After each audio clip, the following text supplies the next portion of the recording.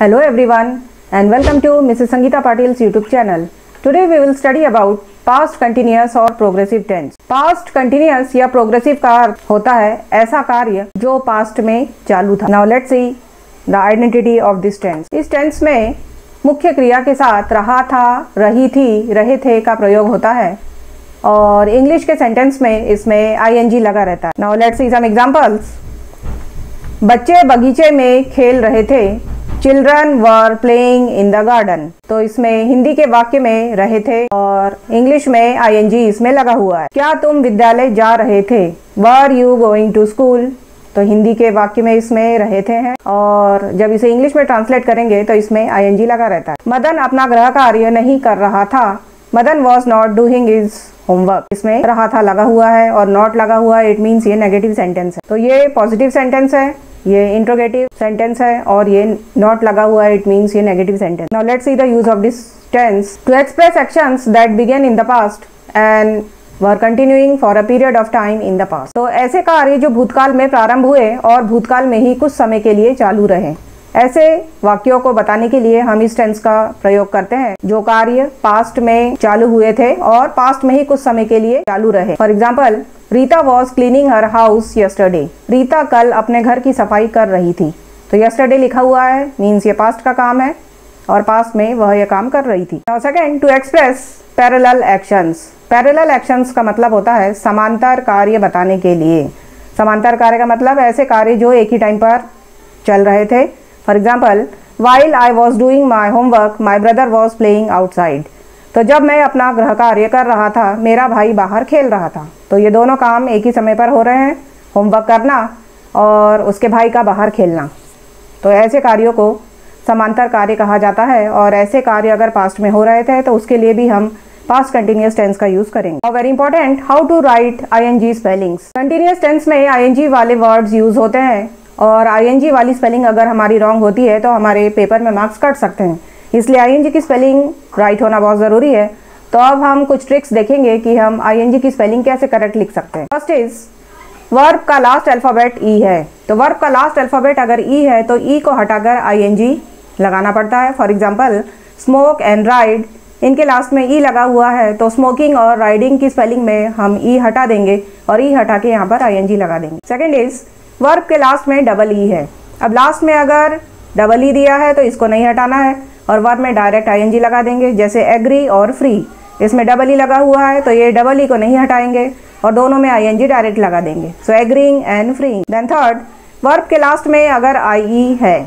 अब आई अगर लगा हुआ है तो आई को हटाएंगे और उसकी जगह वाई प्लस ing लगाएंगे. फॉर एग्जाम्पल, डाई और टाई, इसमें आई लगा हुआ है तो ये आई यहाँ से हटा देंगे और इसकी जगह वाई ing दोनों में लगाएंगे. नेक्स्ट वेरी इंपॉर्टेंट, वर्ब का लास्ट अल्फ़ाबेट कॉन्सोनेंट है और सेकेंड लास्ट अल्फ़ाबेट वॉवल या AEIOU है. ये रूल बहुत ही इंपॉर्टेंट है. लास्ट अल्फ़ाबेट अगर कॉन्सोनेंट है और उससे पहले वाला अगर वॉवल है तो जो लास्ट वाला अल्फ़ाबेट है उसे डबल करना पड़ता है. फॉर एग्जाम्पल, बिगिन में N कॉन्सोनेंट है और I वॉवल है तो ये लास्ट वाला जो N है इसको डबल कर देंगे तो बिगनिंग की स्पेलिंग में NN आ जाएगा. ऐसे ही रन में N कॉन्सोनेंट है और उससे पहले वाला U वॉवल है तो रनिंग की स्पेलिंग में भी जो लास्ट अल्फ़ाबेट N है वो डबल हो जाएगा. इसी से रिलेटेड, वर्ब का लास्ट अल्फ़ाबेट कॉन्सोनेंट है और उससे पहले डबल वॉवल है. Now very important, single vowel की जगह अगर डबल वॉवल दिया हुआ है तो लास्ट अल्फ़ाबेट डबल नहीं करना है, उसमें ing डायरेक्ट लगा देंगे. For example, shout.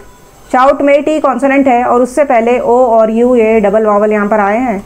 तो जब डबल वॉवल आते हैं तो लास्ट वाले अल्फ़ाबेट को डबल नहीं करना पड़ता है तो शाउटिंग की स्पेलिंग में ing डायरेक्ट लगा देंगे.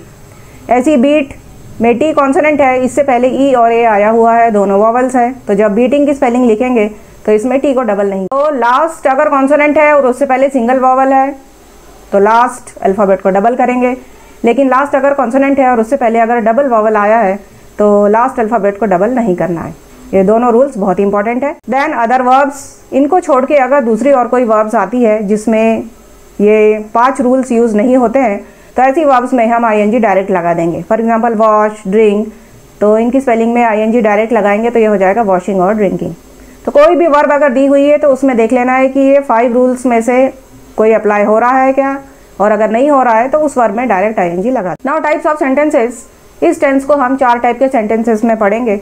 So first is affirmative sentence या सकारात्मक वाक्य, इसमें नॉट एब्सेंट रहता है, तो नॉट इसमें प्रेजेंट नहीं रहता। Now let's see the structure. Subject और ऑब्जेक्ट ये तो किसी भी सेंटेंस में रहेंगे ही। Important is formula of this verb, तो इसमें वॉज या वर दोनों में से कोई भी एक चीज़ आएगी और वर्ब में आईएनजी लगा रहेगा। आईएनजी हमेशा वर्ब के फर्स्ट फॉर्म में लगा रहता है, सेकंड या थर्ड फॉर्म में नहीं। अब कंफ्यूजन इसमें यह है कि कहाँ वॉज लगाना है, कहाँ वर लगाना है। तो उसके लिए ही, शी, इट किसी का नाम और सिंगुलर अगर कोई भी चीज़ दी है तो उसके साथ वॉज आएगा, और यू, वी, दे या प्लूरल अगर है तो उसके साथ वर लगाना है, और आई के साथ तो हमेशा वॉज ही आता है। तो ये फॉर्मूला याद रखना है, वॉज या were plus V1 plus ING। Now let's see some example. He was writing a letter, वह एक पत्र लिख रहा था, तो ही के साथ आएगा was. She was writing a letter, वह एक पत्र लिख रही थी, शी के साथ भी आएगा was. Shyam was writing a letter, Shyam एक नाम है, इसके साथ आएगा वॉज। और a boy was writing a letter, एक लड़का एक पत्र लिख रहा था, इसके साथ भी आएगा वॉज। तो ही, शी नेम और सिंगुलर अगर है तो इसके साथ आएगा वॉज। फिर you were writing a letter, तुम एक पत्र लिख रहे थे, यू के साथ आएगा were. We were writing a letter, we के साथ भी वर आएगा। ऐसे ही दे और बॉयज के साथ भी वर आएगा, तो यू, वी, दे और बॉयज ये सभी साथ वर आएगा। Then I was writing a letter, I के साथ वॉज ही आएगा, मैं एक पत्र लिख रहा था। नेक्स्ट इज नेगेटिव सेंटेंस या नकारात्मक वाक्य, इसमें नॉट प्रेजेंट रहता है। Now let's see the structure. Subject plus was या were plus not plus V1 plus ING plus object.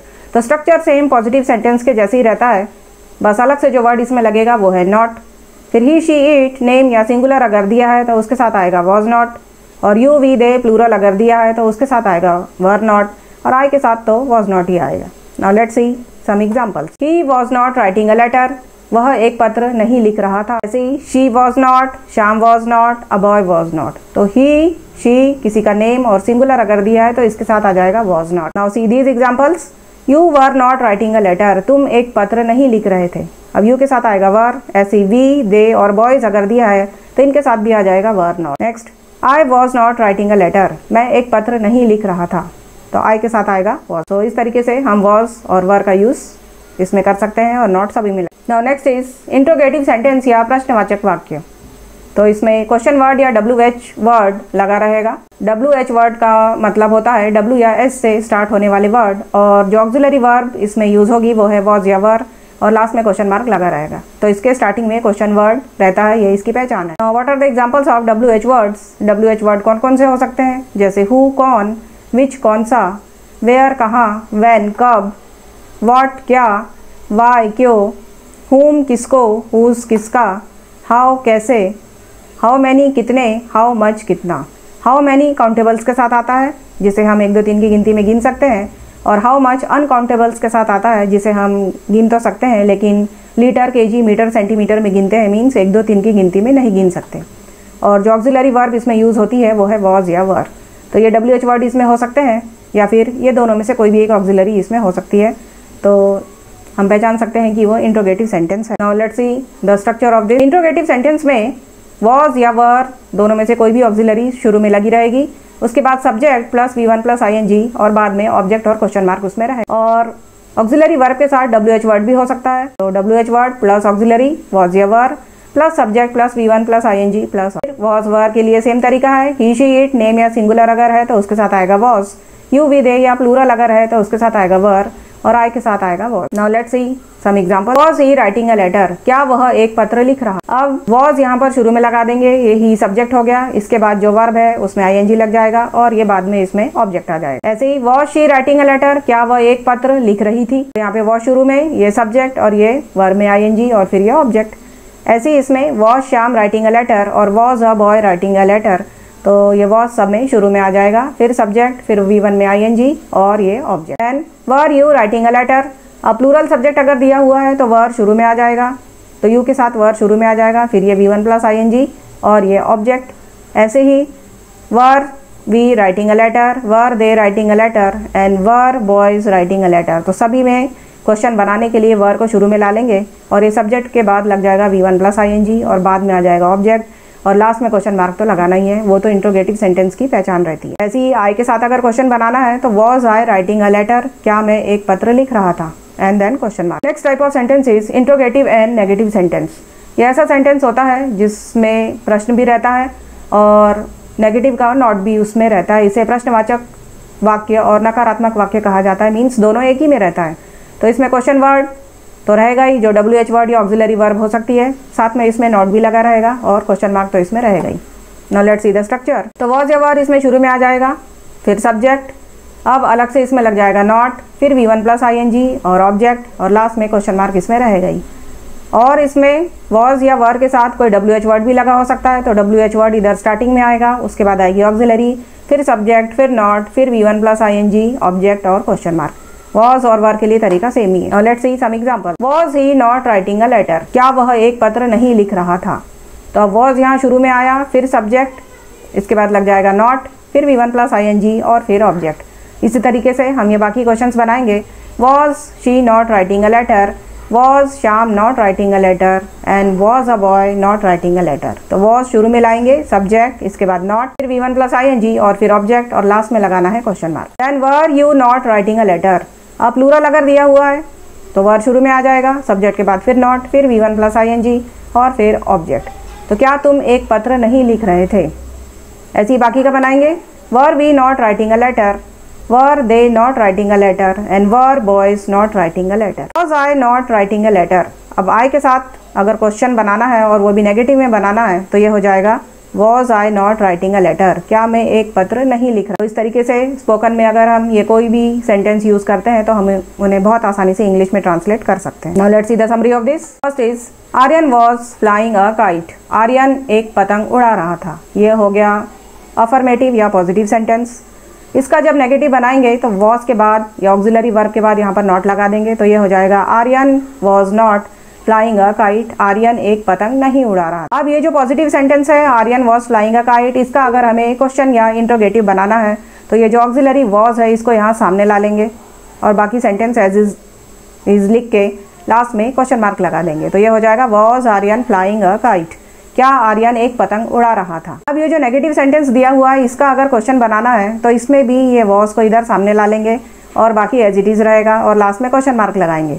तो ये हो जाएगा was Aryan not flying a kite, क्या आर्यन एक पतंग नहीं उड़ा रहा था। अब इसमें क्वेश्चन में अगर कोई WH वर्ड लगा हुआ है तो why was Aryan flying a kite, तो ये हमारा पॉजिटिव सेंटेंस का जो क्वेश्चन है was Aryan flying a kite, इसी के साथ हम एक WH वर्ड लगा देंगे वाई, तो ये बन जाएगा why was Aryan flying a kite. तो पहले WH वर्ड है, इसके बाद ऑक्सिलरी, फिर सब्जेक्ट V1 प्लस ING और इसके बाद है ऑब्जेक्ट। तो आर्यन एक पतंग क्यों उड़ा रहा था। अब ये इंट्रोगेटिव सेंटेंस है जिसमें WH वर्ड और ऑक्सिलरी दोनों लगा हुआ है और इसी का अगर नेगेटिव बनाना है तो why was Aryan not flying a kite, subject के बाद यहाँ पर लग जाएगा नॉट, तो आर्यन एक पतंग क्यों नहीं उड़ा रहा था। तो इस तरीके से पहला ये पॉजिटिव या अफर्मेटिव सेंटेंस है, ये उसका नेगेटिव है। ये अफर्मेटिव का हम इंट्रोगेटिव बना देंगे, फिर ये नेगेटिव का इंट्रोगेटिव बनाएंगे तो ये हो जाएगा। अब ये इंट्रोगेटिव सेंटेंस में अगर WH वर्ड लगाएंगे तो ये इस तरीके से बनेगा और ये WH वर्ड वाले क्वेश्चन में अगर नॉट लगाएंगे तो ये इस तरीके से बनेगा।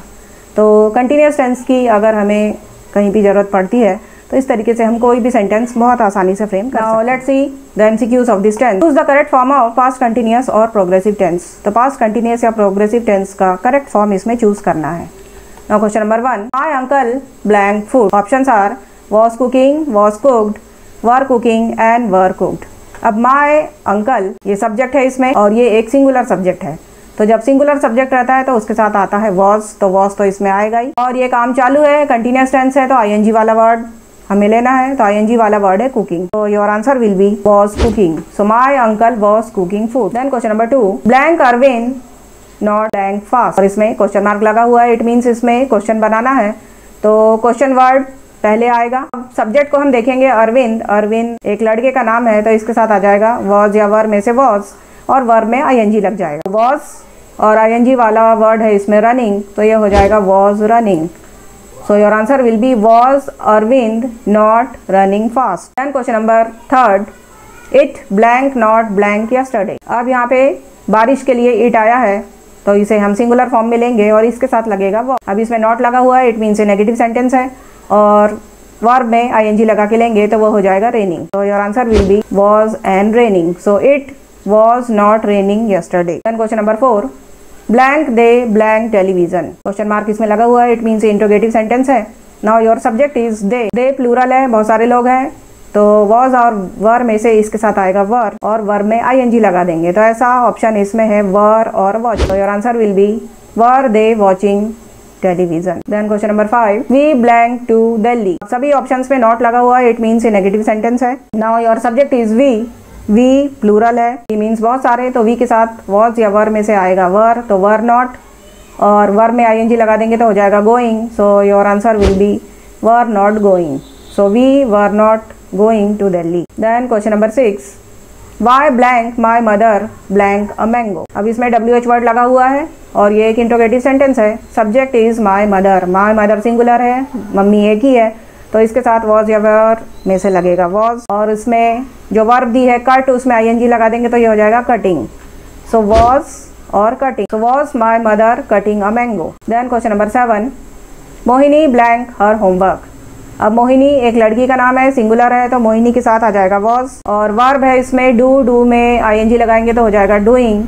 सो was and doing, so Mohini was doing her homework. Then question number 8, why blank the boy blank. अब एक बच्चा इसमें रो रहा है, तो एक बच्चे के लिए आएगा वॉज और रोने के लिए आ जाएगा क्राइंग। सो ऐसा ऑप्शन इसमें है वॉज और क्राइंग। तो why was the boy crying. Then question number 9, I blank to church yesterday. यहाँ पे सब्जेक्ट दिया है आई के साथ लगेगा वॉज, नॉट सभी में लगा हुआ है, it means a negative sentence है, और वर्ब में आईएनजी लगाएंगे तो ये बन जाएगा गोइंग। ऐसा ऑप्शन इसमें से लेंगे I was not going to church yesterday. Then question number 10, was blank Pinky blank and then question mark. अब इसमें WH वर्ड लगा हुआ है व्हाट, और जो सब्जेक्ट दिया है वो है पिंकी, ये एक नाम है जो सिंगुलर है, तो इसके साथ लगेगा वॉज, और आईएनजी वाला वर्ड ले लेंगे डूइंग। सो वॉज और doing, what was Pinky doing. तो इस तरीके से कोई भी क्वेश्चन अगर दिया हुआ है तो हम बहुत आसानी से ऑप्शंस में से उसका करेक्ट आंसर चूज कर सकते हैं और टेंस भर सकते हैं।